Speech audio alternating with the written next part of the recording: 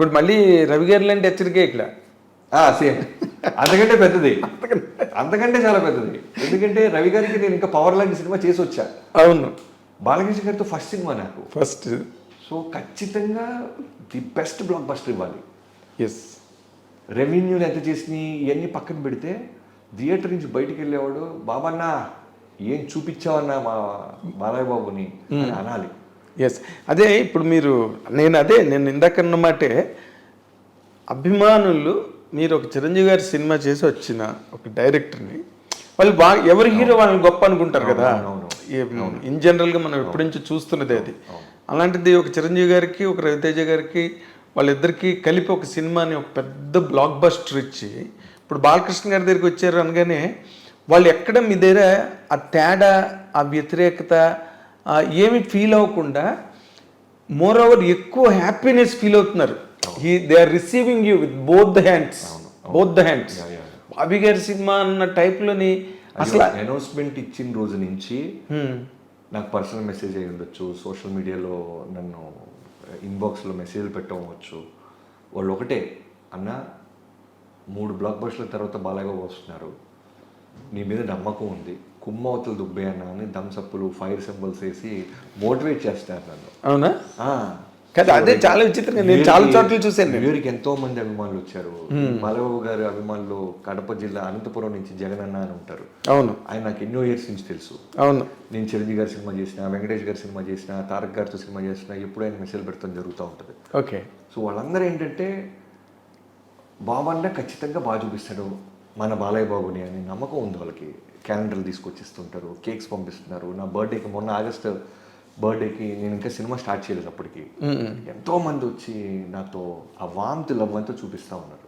అదే అసలు మీరు వెరీ వెరీ లక్కీ అండి ఆ విషయంలో. నేను గుంటూరు నుంచి వచ్చిన కుర్రోడుగా డైరెక్టర్ అయిన తర్వాత నేను ఇండస్ట్రీలో గమనించిన ఒక మాట ఫ్యాన్స్కి మాత్రం నేను ఖచ్చితంగా చెప్పాలనుకుంటుంది ఏంటంటే, మనం రకరకాలు అనుకుంటాం, ఈ హీరో ఆ హీరో, అది వేరు ఇది వేరు, ఆ గ్రూప్ వేరు ఈ గ్రూప్ వేరు, ఈ క్యాంప్ వేరని.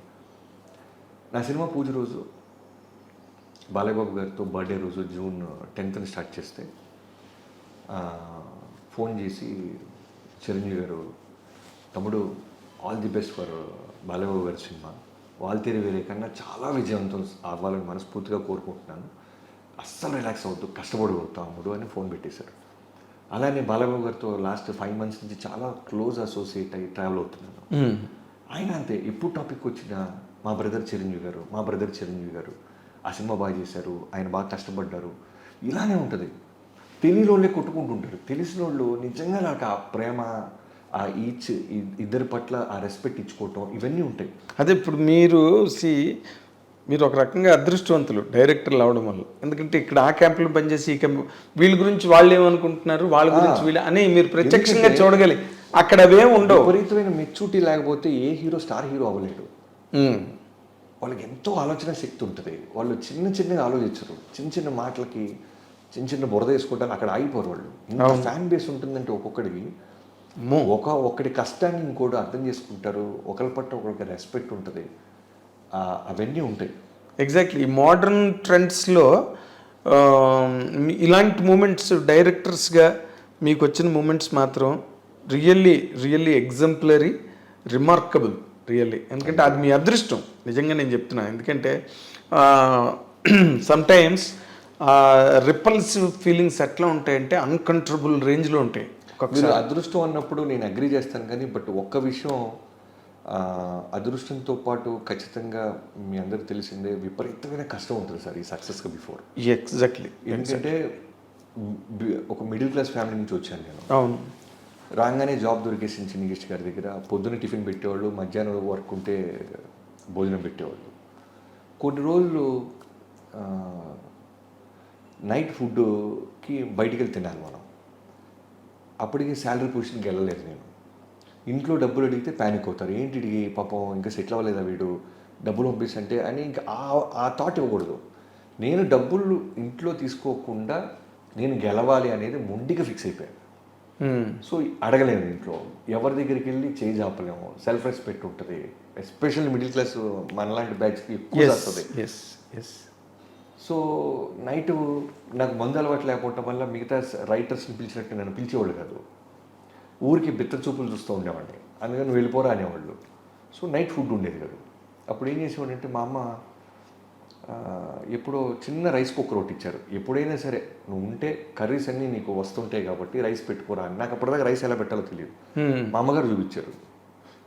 హాఫ్ గ్లాస్ బియ్యానికి నేను తినే తిండికి హాఫ్ గ్లాస్ బియ్యం, 2 గ్లాసులు వాటర్ పోసి కుక్కర్ ఆన్ చేస్తే 1/2 గంట 20 నిమిషాల్లో రైస్ అయిపోద్ది. సో ఆవకాయ జాడి ఇచ్చారు. లేదా మన కర్రీస్ అన్నీ ఇస్తుంటారు అక్కడి నుంచి ఇక్కడి నుంచి అని చెప్పేవాడిని. సో 3 రూపాయలు పెడితే పక్కన బంజారాస్ రోడ్ నెంబర్ 7 పెరుగు అమ్మేవాళ్ళు. చాలా మంత్స్ ఆవకాయ అన్నం 3 రూపాయలు పెరుగు, ఇదే నా ఫుడ్. చాలా మంత్స్ ఆవకాయ అన్నం పెరుగు అన్నం వేసుకొని తినేస్తే అయిపోయేది. ఎప్పుడైనా పొరపాటు ఆ 3 రూపాయలు మిగుల్చుకోవడానికి, ఎందుకంటే ఎగ్ ఫ్రైడ్ రైస్ అంటే నాకు చాలా ఇష్టం. ఓకే. అప్పుడు ఈ జీవీకే కట్ల ఫారెస్ట్ లాగా ఉండేది. అక్కడ ఫ్రైడ్ రైస్ బండి ఇప్పటికీ ఉంది. వాడి దగ్గరికి వెళ్తే 18 రూపాయలు ఎగ్ ఫ్రైడ్ రైస్, 22 రూపాయలు చికెన్ ఫ్రైడ్ రైస్. సో ఈ 3 రూపాయలు పెరుగు దాచి ఎగ్ ఫ్రైడ్ రైస్ ఆదివారం పూట వెళ్ళి నేను సెలబ్రేట్ చేసుకోవడానికి ఎగ్ ఫ్రైడ్ రైస్ తినేవాడిని. సో ఈ పెరుగు వేసుకుపోవటం వల్ల ఏమైపోయిందంటే ఎప్పుడు అలవాటు లేకపోవటం వల్ల పచ్చటాన్ని తినడం వల్ల కడుపు మంట వచ్చేది. అదేలే. ఇవన్నీ కూడా నేను ఎందుకు చెప్తానంటే ఇవన్నీ కూడా మెమరీస్ నేను దాచిపెట్టుకునేవాడిని. ఇవి నేను చెప్పాలి.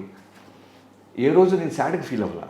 అదేలే. నాకు మంట అన్నం తినేస్తున్నాం, కారం అన్నం తినేస్తున్నాం, అయ్యో నేను పెయిన్ ఫీల్ అవుతున్నాను, ఇదేంటి నా లైఫ్ ఇలా అయిపోయింది, నా ఫ్రెండ్స్ అందరూ న్యూజిలాండ్ వెళ్ళారు, నా ఫ్రెండ్స్ అంతా ఐటీ ఎంప్లాయీస్ వెళ్ళారు, నా ఫ్రెండ్స్ ఇలా ఈ గొడవ ఉండేది కాదు.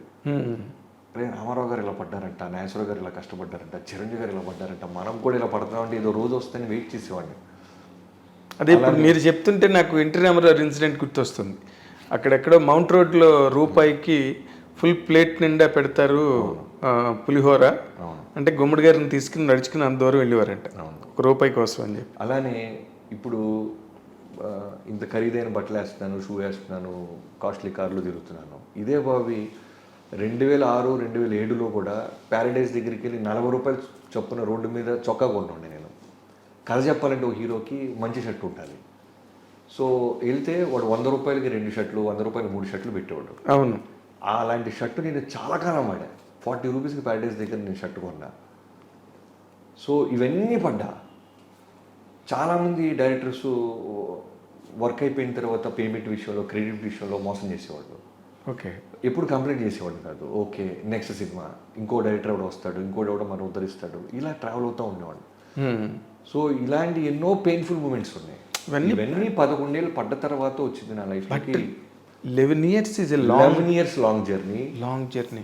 ప్రేమించి పెళ్లి చేసుకున్నాను అమ్మాయిని. అసలు ఎవరు కానీ నాకు ఇప్పుడు ఇందులో $1 million డౌట్ క్వశ్చన్ అంట్లా. $1 million అసలు మిమ్మల్ని ఏం చూసి ప్రేమించారండి? ఇప్పుడు ప్రేమించడానికి ఒక కార్యమే ఉండాలి, ఏ క్వాలిటీ లేవు మనకి, అసలు ఏమీ లేదు మీకు. అది నిజంగానే లైఫ్లో చాలా థింగ్స్ రాసి ఉండాలండి. ఎస్. అంటే మనం పెళ్లి చేసుకోబోయే అమ్మాయి అనేది రాసి ఉంటాం అనేది ఖచ్చితంగా రాసి ఉంటే తప్ప మన లైఫ్లో రారంటానికి బెస్ట్ ఎగ్జాంపుల్ నేనే. ఎగ్జాక్ట్లీ.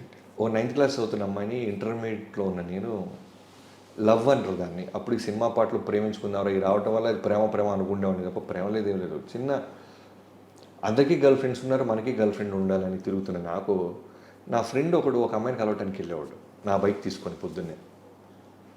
వాడు వెళ్తుంది ఒక స్కూల్ అమ్మాయిని కలుస్తున్నాడని కెండల్ చేసేవాడిని నేను. స్కూల్ అమ్మాయిలో వచ్చేటువంటి రా సోదిలా కూడా కానీ అలా అంటూ ఒక్కరోజు నన్ను తీసుకెళ్ళాడు. 2 అమ్మాయిలు వచ్చేవాళ్ళు. వీడు ఒక అమ్మాయి కోసం వెళ్తే తిలక్ అని నా ఫ్రెండ్, ఆ అమ్మాయి పక్కన అమ్మాయి ఖాళీగా ఉన్న అమ్మాయి పేరు అనూష. ఇప్పుడు నేను పెళ్లి చేసుకున్నాను. సో ఖాళీగా ఉందిగానే మాట్లాడుతూ స్టార్ట్ చేశా. పాపం తను కూడా ఏంటంటే చాలా 9th క్లాస్ అంటే చిన్నపిల్ల. వాటర్ ఉన్నాయా అంటే వాటర్ బాటిల్ ఇవ్వటం, స్కూల్ ఎన్నింటికి అయిపోద్దండి అంటే టైం చెప్తాం. ఇలా స్టార్ట్ అయ్యి అలా వెళ్తూ తెలియకుండానే రోజు ఫోన్ మాట్లాడటం. అప్పుడు సెల్ ఫోన్లో ఈ గోళ ఇది లేదు, ల్యాండ్ లైన్ ఫోన్లు రావటం. ఓని అమ్మ సినిమాలో లాగా మనకి ఫోన్ వస్తుందని నాన్న పడుకున్న తర్వాత ల్యాండ్ లైన్ ఎత్తటం, నైట్ టైం ఎక్కువసేపు మాట్లాడటం. తెలియకుండానే ఒక ట్రావెలింగ్ స్టార్ట్ అవటం. అయిన తర్వాత సడన్గా అమ్మాయి 10th క్లాస్ అయిపోయి ఇంటర్మీడియట్కి వచ్చే టైంకి మనం ఇలా మాట్లాడుకోవాలంటే పెళ్లి చేసుకోవాలి అంతే. ఇదేంటి పెళ్లి గిల్లి అంటది, ఇంత చిన్నపిల్ల, మనమే చిన్నపిల్లడు అనుకుంటే ఇంకా చిన్నపిల్ల, అది చేసుకుంటావులే అన్న తర్వాత తెలియకుండానే నాకు పెళ్లి చేసుకుంటానని మాట ఇచ్చాను కదా, పెళ్లి చేసుకోవాలంటే my separate caste, inter caste marriage నాది. అంత ఈజీగా ఒప్పుకోరు కదా మన సైడు.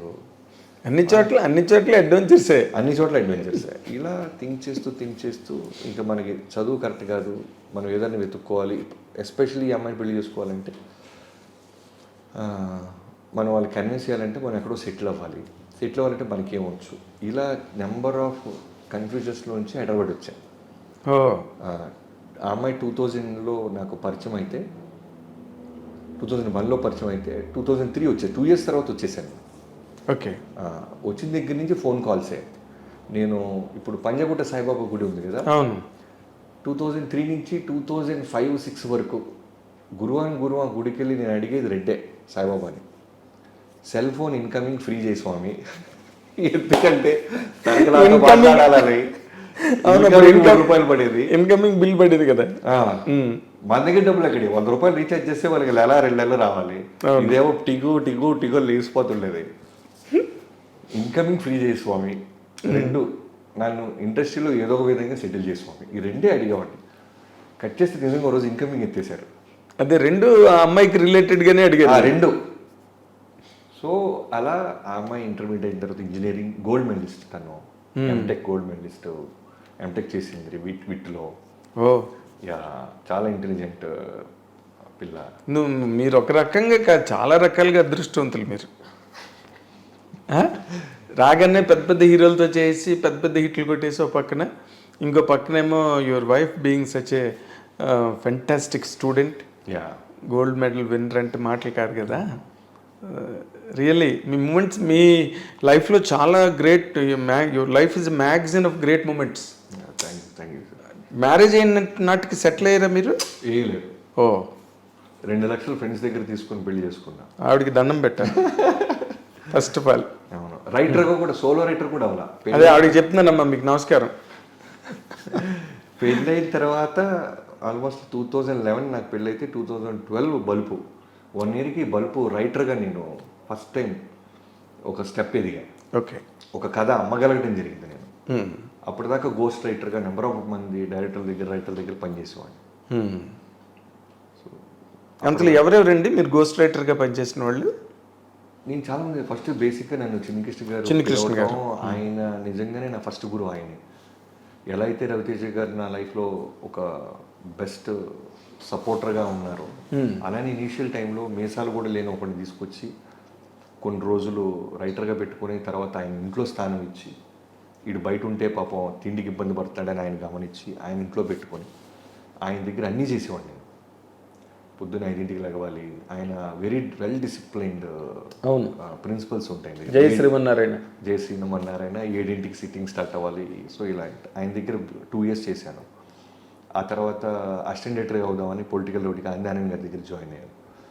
జాయిన్ అయిన టైంలో పరచూర్ బ్రదర్స్తో, వెంకటేశ్వర గారితో బాగా విపరీతమైన ట్రావెలింగ్ జరిగింది. ఆయన దగ్గర చాలా వర్క్ సిటీస్కి ఆయన బాగా ఎంకరేజ్ చేస్తారు, చేస్తారు. పైగా one of the top most writer కదా, ఇప్పుడు సెలబ్రేటెడ్ రైటర్స్ కదా, రూలింగ్ ది రూల్స్. తర్వాత ఎంఎస్ రాజ్ గారి దగ్గర వర్క్ చేసాం.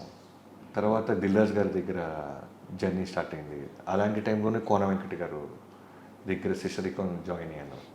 ఆయన దగ్గరే ఎక్కువ నేను ప్రపంచాన్ని చూసింది కోన గారి దగ్గర. కోన వెంకట గారి దగ్గరగా చూశాను ఇండస్ట్రీ సెలబ్రిటీస్ని. ఆయన కూడా చాలా పెద్ద అనుభవాల కోన. అవును, కోన వెంకట గారు అంటే ఆయనకి ఎన్ని అనుభవాలు, అసలు ఆయన ఎన్ని అడ్వెంచర్స్ లైఫ్లో. And very what you call very accommodative person. ఎదుటి వాళ్ళని వెంటనే ఇమీడియట్గా అర్థం చేసుకునే గుణం. అండ్ మీరు చెప్పాను కదా, ఈ రకంగా కూడా మీరు అదృష్టవంతులే. ఎందుకంటే మీరు అసోసియేట్ అయిన వాళ్ళందరూ కూడా హైలీ కాంప్రహెన్సిబుల్ పీపుల్. వాళ్ళందరూ కూడా చాలా చాలా సంతోషంగా ఉంది నిజంగా.